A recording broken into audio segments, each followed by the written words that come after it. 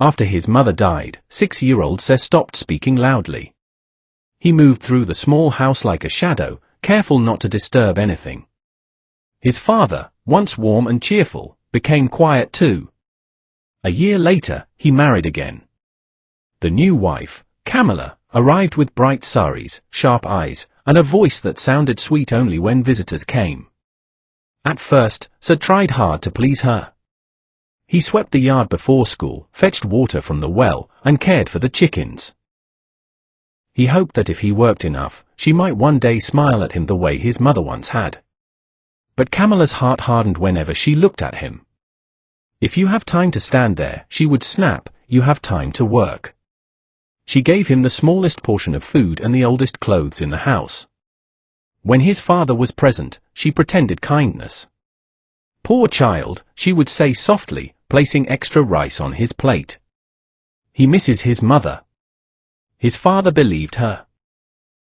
Every morning before sunrise, Sir carried heavy buckets from the river while Kamala's own son, Wijoya, slept peacefully. After school, Sir chopped firewood until his hands blistered. If he made even a tiny mistake, Kamala scolded him harshly.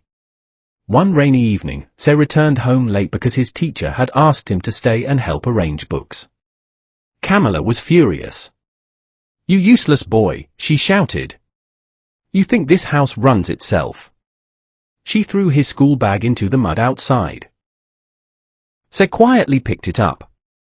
His notebooks were soaked. He sat under the dim kitchen light that night trying to dry the pages one by one. Tears fell silently onto the paper.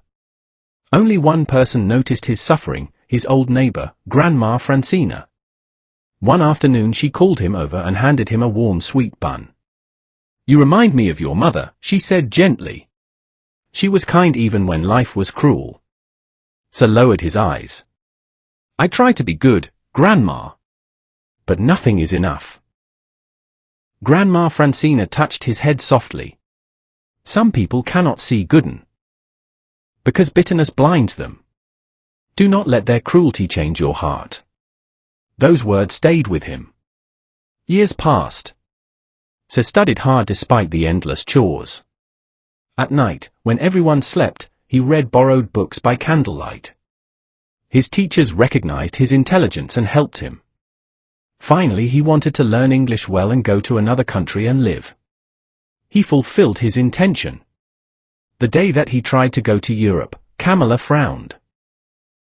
That night, for the first time in many years, Sir felt the ache inside him begin to heal.